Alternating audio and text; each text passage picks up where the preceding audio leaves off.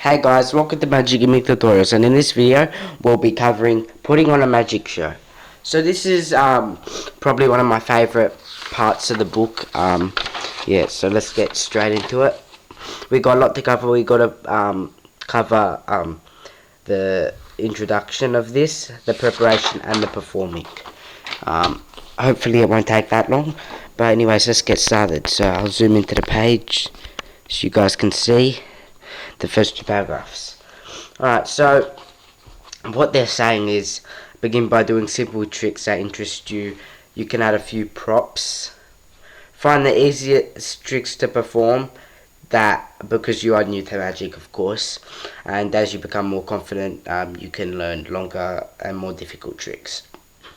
Then there'll be time to plan your act once you've got all the tricks down.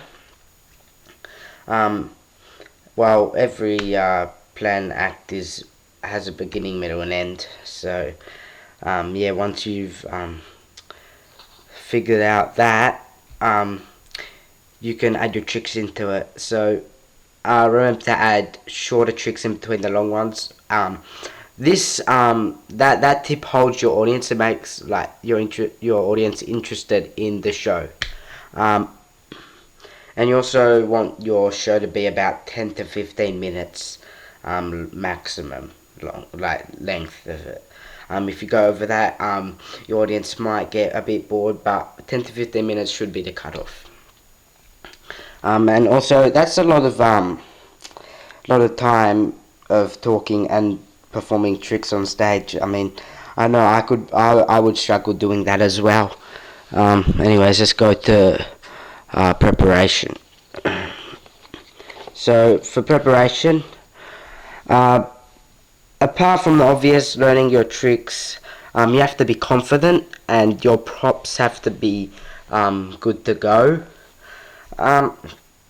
Also, it's a good idea if you need a table to cover it with a cloth. Yeah, that would be great. Also, put your props on top of the cloth until they are needed. Make sure your props look good. Yeah, I just said that. Also, plan what you're wearing. You could dress like a magician so you feel like you're in the act. I'd certainly dress up as a magician. But yeah, it's your choice. Also, you can make up a story as well as you're going through the tricks so your audience don't get bored. Yeah, that's really what it's saying. But anyways, let's move on to the performing. Right here. Performing. Okay. When you're in front of an audience, you have to look confident.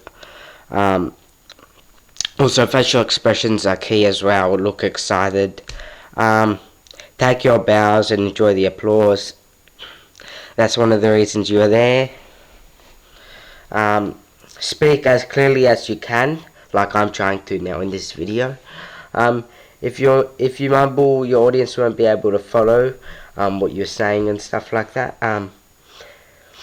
They might miss crucial pieces of information that you're trying to say. Also, involve your audience.